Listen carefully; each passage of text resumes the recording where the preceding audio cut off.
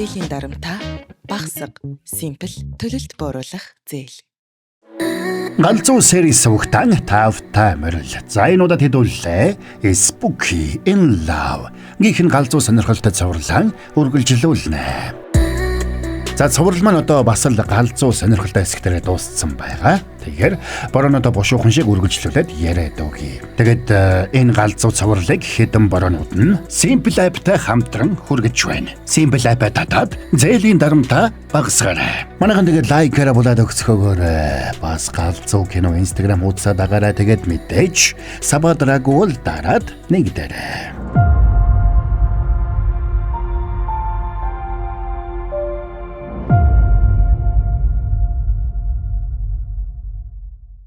За ёри каногийн сүнсийг тэрврээд авсан байгаа шүү дээ.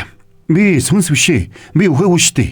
Тэгсэн ёри дээр каногийн сүнс биш, каног өөрөө ирсэн болж таарсанд ёри баярлсандаа ойлнаа. Учир нь эмчнэр каногийн зүрхийг зогсоход цахилгаанаар цохиулж сэргээснээр тэр байж. Каногийн биеийн байдал нь доктортой болсон учраас нэг өдөр эмнэлэгт байгаад гарах ёстой гэж хэлдэг. Каногийг эмнэлгийн коридорт гараад ирэхэд коридороор дүүрэн эмнэлгийн хувцастай сүнснүүд байсанд тэр айсандаа хөдөлж чадлагүй зогсно. Азуулж ёри тэрнийг дагуулад сүнснүүд дундуур нэвт гарч эмнэлгийн өрөөнд хүргэж өглөө. Тэгээд тэр өдрийг дуусгах хүртэл каногтой хамт байхаар шийднэ. Ингээд сүнжээ яагаад чамайг барьцаасан? Миний нууцыг мэдсэн бололтой. Яаж мэдсэн болоо? Мэдээд яг яах гэж ирсэн бол? Гэр бүлийн асуудал гэхүүтэй.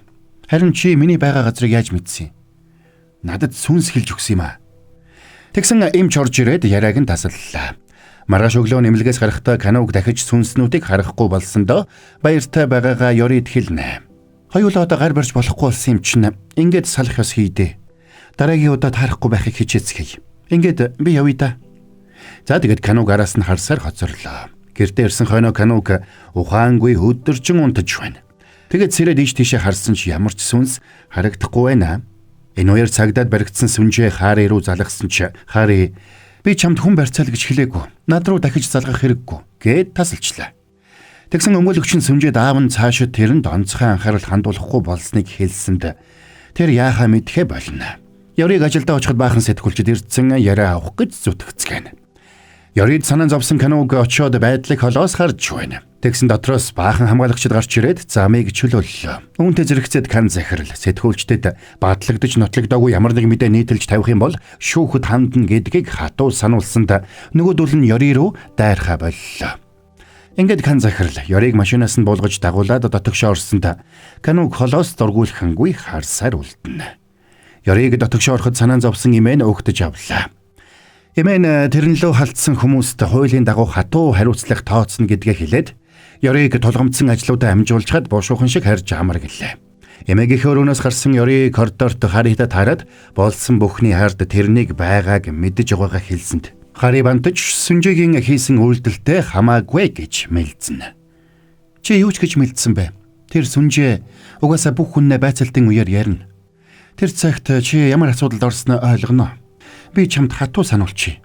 Ирээдүгээс сүрүүлэе гэж бодохгүй л байгаа бол тэнийг алхам хийхэ бол. Тэгэд ёриг явах гэтэл урдаас нь кан захирал гараад ирлээ. Тэгэд тэд ёригийн өрөөнд ороод томоохон худалдан авалтын ажлаар төр хугацаагаар Сөүлд ирснэ хэлж Сөүлд байх хугацаанд холбоотой байхыг хүссэнд ёриж зөвшөөрнө.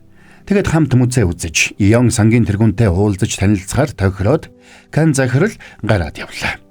Тэгэд гарч явах замд офисын үүдэнд каногийг харснаа санаад нарийн бичгтэйгээ холбогдож тэрнийг сайн судлахыг даалгалаа. Энэ үеэр тэрний хүлээж үүсэн Хари ирээд ярилцахыг хүсдэг. Тэгээд ёриг хурмынхаа өдөр хурмаа туслах болсон шалтгааныг мэд хэсгийг асууж тэрний талаар хүмүүсийн ярьдаг цуу яриаг кан захиралд хэлж өгөх гэсэн ч мань захирал яриаг нь сонсох хүсэлгүй байгаагаа хэлнэ.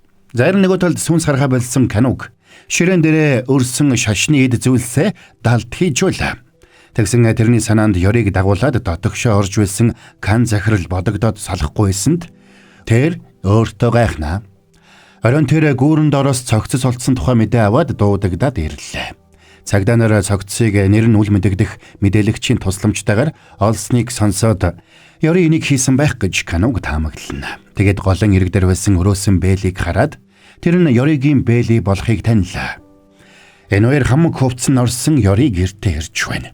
Тэгээд Дулаацах санаатай сууж байхдаа Каногтай уулзаж байсан мөчүүдээ санаж байна.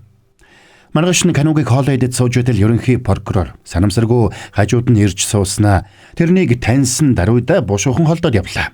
Энэ хоёр Каногийн ард сууж байсан прокурорууд Ройна групп үнэтэй урлагийн бүтээлүүд их хэмжээгээр авч байгаа талаар болоод томоохон группүүд хууль бус мөнгө ихэвчлэн ийм арга замаар угаадаг тухай ярьж байхыг сонслоо. Тэр өдөр Ёри зочид буудалдаа явж байгаад Харигийн ээж нэг хүнтэй уулзаж байгааг харна. Тэгсэн тэр хүн нь үнэтэй урлагийн бүтээлүүдийг цуглуулдаг Ион сангийн тэргүүн гэдгийг мэдээд Кан захирал өөртөө танилцуулахаар тохирсон хүн болохыг ойлгоно. Тэгээд тэдний Ройна групп ямар нэг шалтгаанаар Ион сангаас үнэтэй урлагийн бүтээл худалдаж авч байсан эсхийг лавлсанд менежер нь одоогоор тийм зүйл байхгүй гэж байна. Тэгээд Ёри Ион сангийн тэргүүн И Хуан Ён гихчийг судалж эхэлдэг.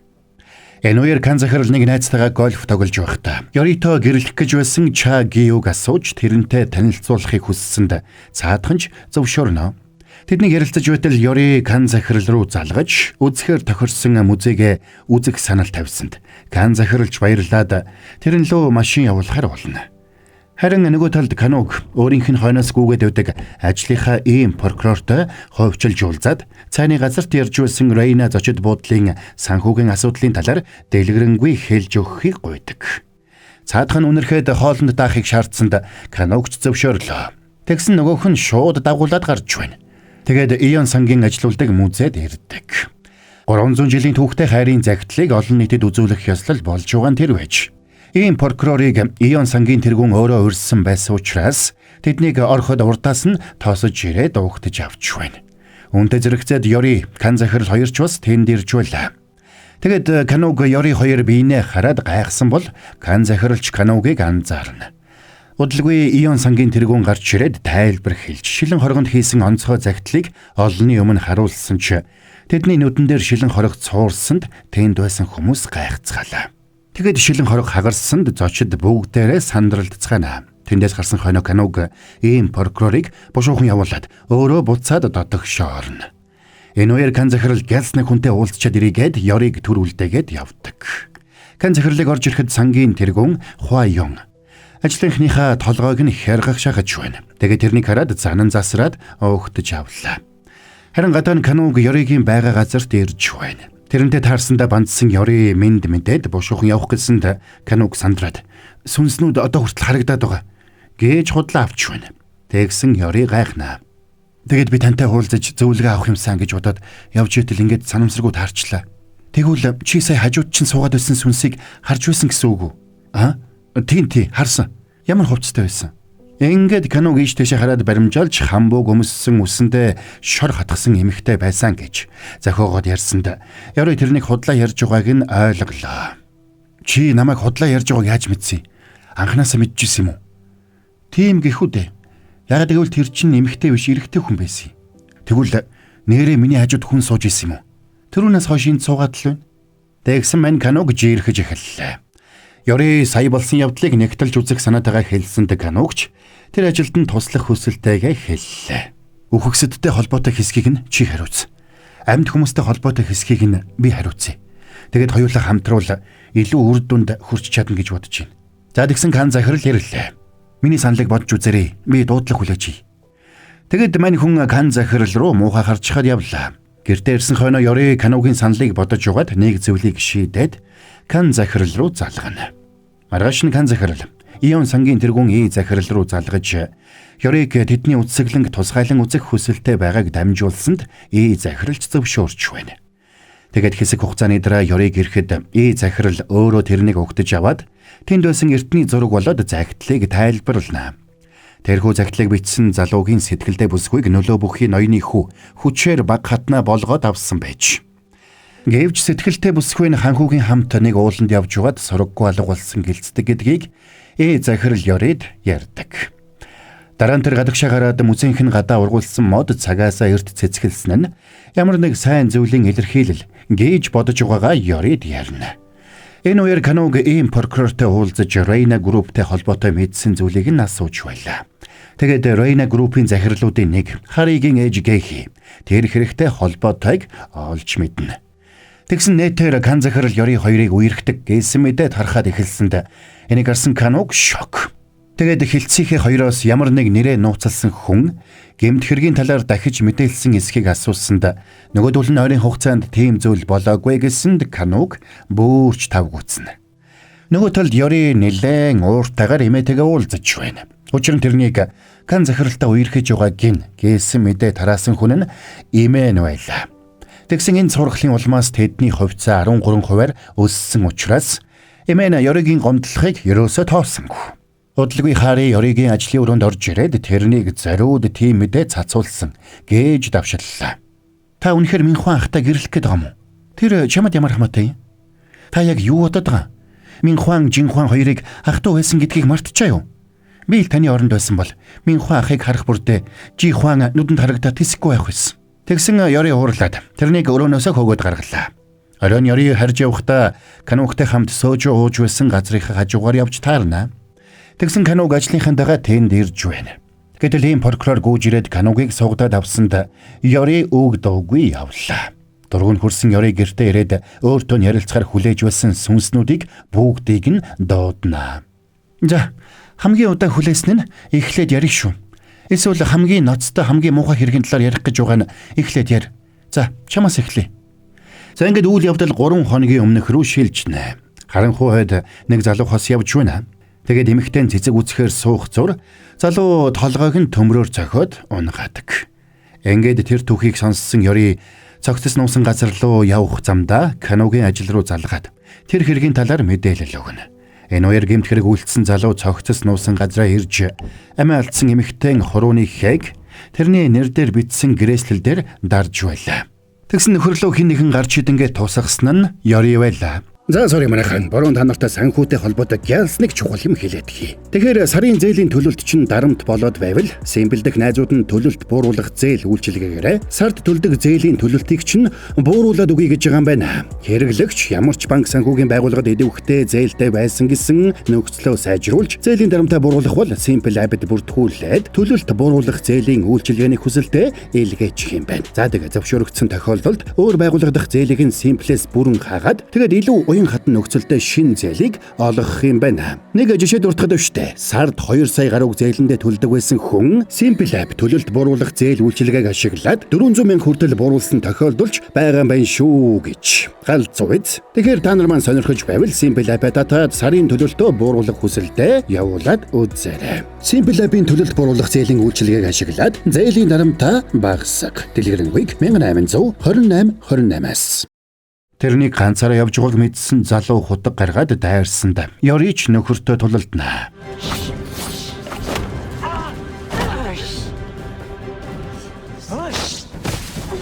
Ингээд нөхөр ёрыг газарт унгаад хутгай далаагаад дайрахад амжиж ирсэн Кануг тэрэн лөө дайраад орно.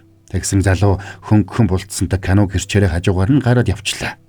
Ингээд тэр хоёр нийлээд нөгөө залууг бариад авсанд амиа алдсан охины сүнс тэдэнд талархлаа илэрхийлээд замхраад алга боллоо. За тэгээд түргэн цагдаагийнхан ирээд цогцсыг хэрэгтний хамт аваад явна. Кануг буцах замдаа ёрыг орой удаж ганцаараа явлаа гэж зэмлсэнд ёрич мөшөөгөө өгсөнгүй. Тэрнийг зодтолдож чадахгүй байж гэмт хэрэгтэнтэй зодтолдох гэж оролдохгүй байхыг сануулдаг. За ингээд цааш явахдаа Кануг тэрнээс өдрийн мэдээний талаар асууна. Чамайг найз залуутайгаа сүү тавьж байгаа гэсэн мэн лээ. Тэр нийтлэлд бид хоёрыг сүү тавьсан гэж бичээгүй. Харин хамт явж байсан л гэж бичсэн байсан да. Тэгсэн ч миний явдал өөрт чинь ямар хамаатай. Та өөрөө харин нэг бүсгүүтэй сугдалцаад чихтэйхэн дотн явж байсан биз дээ. Тэр үдсэглэн дээр үү? Тэр чинь манай ажлын хүчтэй. Надтай ямар ч хамаагүй. Бид хоёр яг л дэлхий сар хоёр шиг л гол. Тэгээл та хоёр салахгүй дандаа хосороо явд юм байна те. Байцаараа өөрөө намайг эмэгтэй хүнтэй хамт явлаа гэд дургуутсаад байгаа юм уу? Би юу? Хин дургуутсан? Зүгээр агаараа. Ингээд ёри уурлаад явсанд Кануг хэлэх үггүй болоод хоцорлоо. Гэтэл ёри удалгүй буцаад ирсэнд Кануг битүүхэндээ баярлж байна. Чи нэрэ илрээг утсан хэрэг дээр ажилладаг болсон гэлөө. Тий, яасан? Тэгвэл илрээгөө 300 жил болсон хэрэг дээр надтай хамтрах уу? Тэгсэн Канугч баярлж саналыг нь шууд хүлээж авлаа. За тэгээд тэд хамтарч ажиллах дүрмээ тохирцгооно. Нэгдүгээрт тэд хэргийн газар руу хизээж ганцаараа явахгүй. Хоёрдугаарт хамт явахдаа зайгаа үргэлж барьж явна. Гуравт хамт суухдаа дундаа ямагт нэг сандлын зайтай байна гэж тохирцгооно. Тэгээд тэд 300 жилийн өмнө сураггүй алга болсон эмэгтэй шарилыг олохоор боллоо. Тэр загтлыг бичиж зургийг зурсан Довон гэгч зураач залуугийн сэтгэлдээ бүсгүйг булаахын тулд ноёны хүү тэрнийг зориуд язгууртны биед халдсан хэрэгт унгаж цаазаар авахар болсон байна. Сэтгэлдээ бүсгүй амийг нь аврахыг гуйсанд ноёны хүү өөртөө нь гэрлүүл амийг нь өршөн гэж тулгсан учраас хөөрхий бүсгүй аргагүй ирэхэнд ноёны хүүтэй гэрлэхэр болжээ. Гэвч ноёны хүүг хэлсэн амандаа хүрэхгүй болохыг ойлгосон бүсгүй шөнөөр зугтаах гэж угад баригдаж Довооны нүдэн дээр сэлмээр цавчуулаад амиа алдчих. Ноёны хүү гэмт хэрэгээ нуухын тулд бүсгүй цогцсыг нуугаад тэрнийг ууланд очиод орсорггүй алга болсон гэсэн цуу яриа тараасан байна. Ингээд Кануг хэргийн учгийг тайлахаар Довооны удмынхан амьдардаг нэг хөдөөний айлд очиод тэдний гэрээс үдсэглэнд тавигдсан загтлын нөгөө талыг олдог. Маргааш нь Ёрийг захирал руу залгахад захирал Харигийн ээжтэй уулзаж байна. Тэгээд Ёри захиралтай маргааш нь уулзахаар тохирсонд Харигийн ээж тэднийг сэжгэлж эхэлнэ. Оройн Кануг Ёритой утсаар ярьж байхдаа нэг үнэтэй урлагийн бүтээлийг хууль бусаар худалдаж авч мөнгө угаасан хэрэгт Рейна группийн нэр холбогдсон гэдгийг хэлсэнд Ёри гайхлаа. Тэгэд маргааш нь ажил дээрээ очиод зочид буудалд байрлуулсан урлагийн бүтээлүүдийг худалдаж авсан жагсаалтыг нэгднэгэнгүй шалгана. Тэгээд сүүлийн 10 жилийн хугацаанд Харигийн ээжийн удирддаг Чон галерейгаас худалдаж авсан зургуудын жагсаалт болоод үнийг тэдгээрийн зах зээлийн үнэтэй харьцуулсан судалгааг яаралтай гаргаж өгөхийг менежертэй даалгана. Бас энэ талаар хэндэж мэдэгдэхгүй байхыг хатуу санууллаа. Энэ үеэр Канугийн прокурортой ховчилж уулзаад өмнө нь ярьж байсан хэрэг юу болсныг шалгаасанд цаадхан урлагийн бүтээл худалдаж авсан их хэмжээний мөнгө Ион сан руу орсныг хэлдэг. Дараа нь Ёри захирал дээр очиод 300 жилийн настай загтлын талаар болоод загтлын эзэн эмэгтэй шарил хаана байж болох талаар ярилцчээтэл Кан захирал ороод ирлээ. Тэгээд тэндээс гарч явах замд Кан захирал Ёрид Бэйли бэлгэлсэнд мань хүнч талархаад хүлээж авна. Харин Кануг Ион музейн гадаа ирж байгаад тэнд ийм прокурортой таарчлаа. Тэгээд ийм прокурор тэрнийг сугдаж аваад ягаад тэр хэргийг сонирхоод байгааг нь шалгааж итэл Кан захирал Ёри хоёртой таарна. Тэгсэн Кануг Кан захиралтай нэлээд хүндий байдлаар мэндэллээ. Тулгамдсан ийм прокурорч нөгөө хоёртой яриа өдөж хамт өдрийн хоол идэх санал тавьсанд Кануг дургуцаад явах гэтэл Ёри зөвшөөрсөнд мань хүн сандарна. Тэгэд хамт хоол идэхдээ ийм прокурор тэр ресторанд байхдаа Канугтай хамт ахуулсан зураг харуулсанд Кануг бандсан бол Кан захиралч өлгөж аваад тэднийг сайхан хос байна гэж магтана. Ийм прокурор өөрсдөөс нь болоод том захирлууд дундаж ресторанд хоол идэх болсонд баг зэрэг эвгүүцэж байгаагаа хэлсэнд Ёри хоол амттай байсныг хэлж тэр бүхэл заримдаа бэлэн гомин хүртэл иддэгэ хэлсэнд ийм прокурор гайхна. Тэгээд хам мөрний ирэг дээр зардаг гомин амттай байдгийг хэлээд нэг өдөр хамт явж идэхийг санал болгосонд Кануг бөөрч тав гүцэж байна. За ингээ ярилцаж явахдаа ийм прокурор талх авах гэж байгаад гараа Ёригийн гаранд санамсаргүй хүргэх шахсанд Канугч сандраад бушуухан гарыг нь татаж өмнөөс нь талхыг нь авч өглөө. Тэгсэн бусд нь Канугийг ийм прокурорыг халамжилж байна гэж бодцгоно. Тэгээд тэндээс гарсан хойноо мань хоёроо тэднийг явуулчихад хоёулахнаа алхацгаана. Тэгсэн Ёри цаанаа нэг л яозгүй байгааг нь илэрхий. Кан захирал чиний талаар үнэн хэлсэн шүү. Чи үнэхээр халамжтай байна лээ. Тэгсэн мань хүн ерөөсө халамжлаагүй штэ гэж зүтгэсэн ч Ёри халгаасангүй. Ингээд өөрийг нь хардаад байгааг анзаарсан Кануг битүүхэндээ баярлсан ч Ёригийн уур гарахгүй л байна. Тэгээд уралсан Ёри цааш явах гэж угаад араасаа ирж юусан мопедэнд дайруулах шахсанд Кануг сандраад тэрнийг татахтаа хөл алдаад хоошоо унссанд Ёри дарж унахтаа санамсаргүй үнслээ гэж. Ингээд Канугийг дахиад сүнс хардаг болох нэ гэж тэд айцгаана. Гэхдээ гараараа хүрээгүй юм чинь гайгүй ээж магадгүй гэж ярилцаад юу ч гэсэн анхааралтай ажиглаж явахаар болоод явцгаана. Кануг гэртээ ирсэн хойноо энд тэндээс сүнс гараад ирэхгүй гэхээс үнхэлцгээ хагартлаа. Тэгсэн азар юу ч харагдахгүй байсанд баг зэрэг тайвширлаа. За тэгсэн Ёри залгаж гайгүй байгаа эсхийг асуугаад ямар нэгэн болох юм бол шууд залга гэж байна. Тэгээд тэд санамсаргүй үнсэлцснээ бодож хийсэг сууцгаана. Маргааш нь Кануг ямар нэг зүйл болоогүй гэдгээ мессежээр хэлсэнд Ёри тайвширч байна. Тэгсэн имэн Ёритой уулзаад өөрөө санаачилгаараа ойр орхон ирж байхыг хүсдэг. Имээгийнх нь би ядруу харагдсанд Ёри битүүхэндээ гайхнаа. Зарим нөгөө талд Кан захирал Канугийн мэдээллийг судалж байна. Тэгээд тэрнийг 12 жилийн өмнө зүрх шилжүүлэн суулгах мис засалд орж байсныг нь мэдлээ. Тиймээс ачаалал авах үед Каногийн зүрх баг зэрэг өвддөг байх нь. Тэр өдөр мань хоёр нөгөө 300 жилийн өмнөх хэргийн мөрөөр нэг архивт очиод Довон зураачийн сүйт бүсгүй аминд хүрсэн гэж сэжгэлж байгаа ноёны эдлэн газрын бүдүүвч зургийг үзэцгэн. Тэгсэн тэд санамсаргүй ноёны өөрийн гараар бичсэн загтлыг оллоо. Загталд нас барсан эхнэрийнхээ дээр тарьсан модыг үлдсэн амьдралынхаа туршид харж хандгуулна гэж бичсэн байсан учраас тэд нэлээд судалсны эцэст тэр мод нь Ион сангийн музейн гадаа ургасан аврах том мод мөн болохыг ойлголоо. Учир нь Ион сангийн үүсгэн байгуулагчид нь өөрсдөө тэр ноёны удмын хүмүүс байсан учраас өвөг дээдсийнхээ амьдарч байсан газар дээр тэр музейг байгуулсан байдаг. За ингээд амиа алдсан бүсгүй шарил тэр модон дор байх магадлал өндөр болсон ч модны ёроолыг ухаж шалгах боломж тэр хоёрт байдгүй. Тиймээс мань хоёр яаж шалгаж үзэх талаараа зөвлөлдөцгөн. Тэгсэн тэднийг захирал хараад гайхаж Харигийн ээж рүү залгаад ёрыг нэг залуутай гадаан зогсоод байгааг хэлсэнд ээж нь гайхнаа. Тэгсэн ээжтэйгээ хамт байсан Хари ёрыг Кан захиралтай гэрэлэхэд ямар ч үнээр хамаагүй саад хийхгүй бол Рейна группыг өвлөж авах ямар ч боломжгүй болно гэж бодож байгаагаа ээж ах хоёртой хэлж байна. Тэгээд тэр ёрыгийн сүнс хардаг гэсэн цуу яриаг улам бүр дэвэргэхээр шийдэж тэрнтэй сүү тавиад салж байсан Чагиуг олж уулзахар шийднэ. Тэгээд гадаадад байж угаад Солонгост төр ирээд байсан тэрнтэй очиж уулзаад ёрыгоо салах болсон жинхэнэ шалтгааныг асуулаа. Нөхөр эхэндээ тодорхой зүйл хэлэхгүй байсан ч Хари сүнсний талаар ярьсанд царай нь бараагаад явчлаа. Оройн Каног ажлаа тараад нөгөө модон дээр иртэл ёры тэнд хүлээж байна. Тэгээд тэд зөвлөлдөөд модыг худалдаж авахар шийднэ.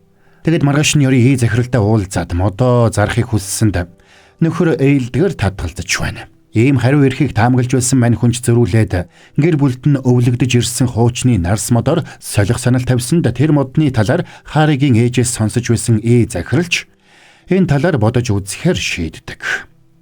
Ёрыг гэртээ ирж үтэл утсан дугарч нэг тийшээ яраад явлаа.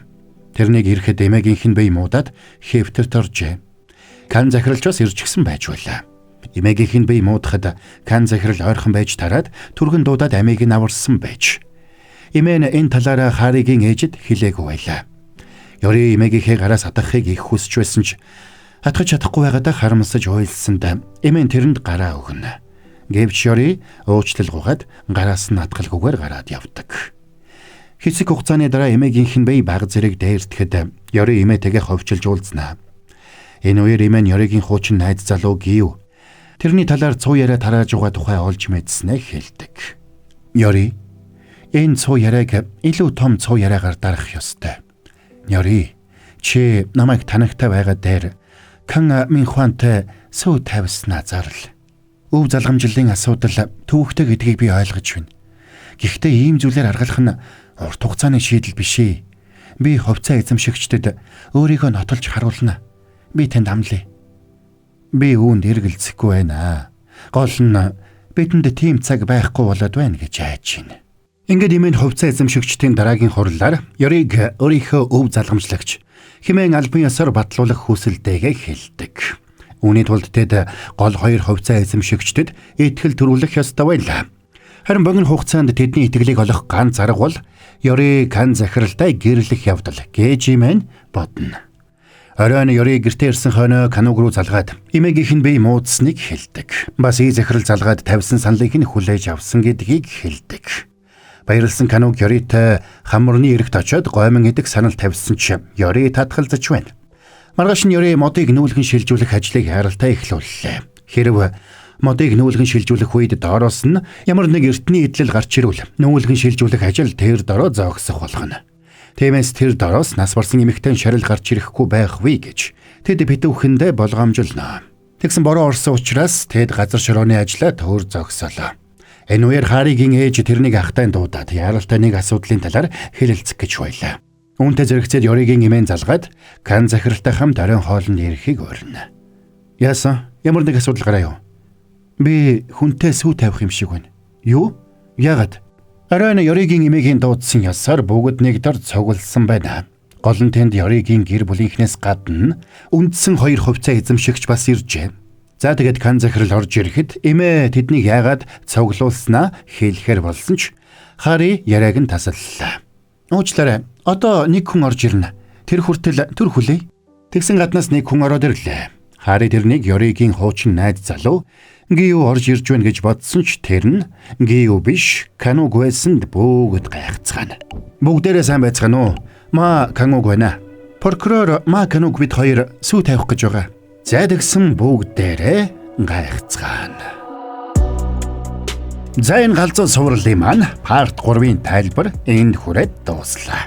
Бас л яг өмнөхүүд шиг галзуу сонирхолтой хэсгтэрээ дууслаа да гэж ч одоо бусдыг шокруулах цаашаа юм хэлээд аваач тийм ээ шүү дээ манай бүсгүй манай. За тэгэхээр дараагийн партын одоо айл болох хурдан оруулаарай бороо гэх нь бол ойлгомжтой. Тэгэхээр хэдэн бороонууд нь айл хэдийн одоо хийгээд эхэлсэн байгаа санаа зовлтгүй. Харин тэр хооронд та нар маань лайкаараа буулаад байж хатал тэгэл болоо явчихж байгаамаа гэж. За тэгэхээр энэ галзуу сонирхолтой цувралыг хэдэн бороонууд нь Simple App-тай хамтран хүргэлээ. Simple App татаад зээлийн дарамтаа багасгаарай. Асуудлууд нэмэгдсээр заримдаа бүр дарамт болж хувирах үе бий.